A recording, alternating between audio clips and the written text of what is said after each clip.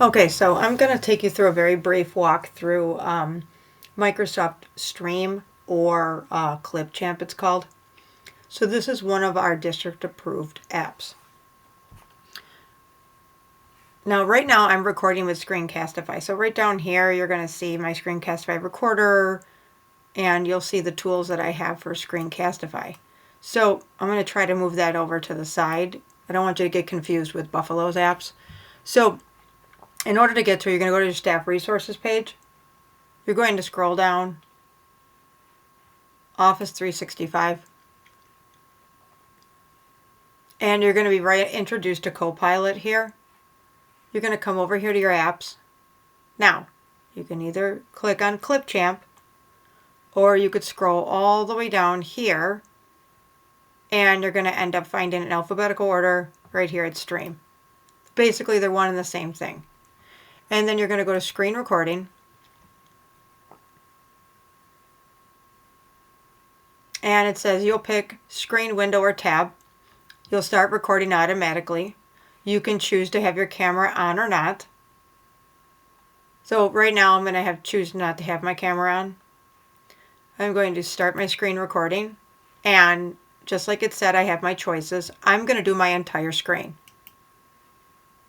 Click, and then there's a blue button right over here behind. It's going to count me down, just like it does with Screencastify. And you don't really want to show this to people when you're first starting, but until you get the timing down of the 3, 2, 1, you're going to end up seeing this. So what happens is you can take people through a walk through your desktop. You're going to be like, okay, well, I have this slide for me to show you, and then, oh, I want to take you back over to Schoology, things like that, or like, oh, let's, hop over to Clever. So this is just an intro on how to use this one very quickly. So let's say I'm done with my screen recording. So I'm going to go stop sharing. And when I hop right back up over here, it's going to start me over again. I don't need to hear me all over again. So then you're going to click finish and it's going to prepare your video.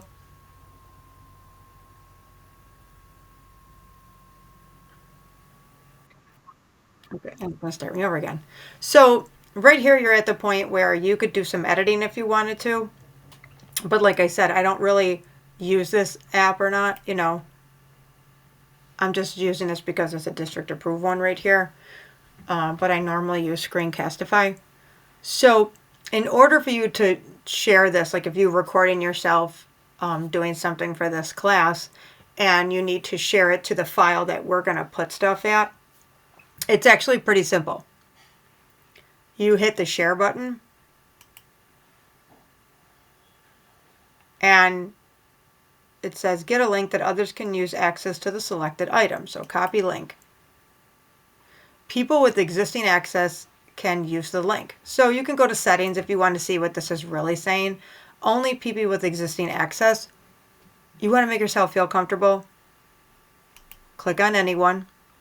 Share with anyone. Doesn't, require a sign in. This will be easier. Can view. You want people to be able to view. Okay, let me move this out of the way. And then hit apply. So here's your link. Anybody with a link can view. Link is copied.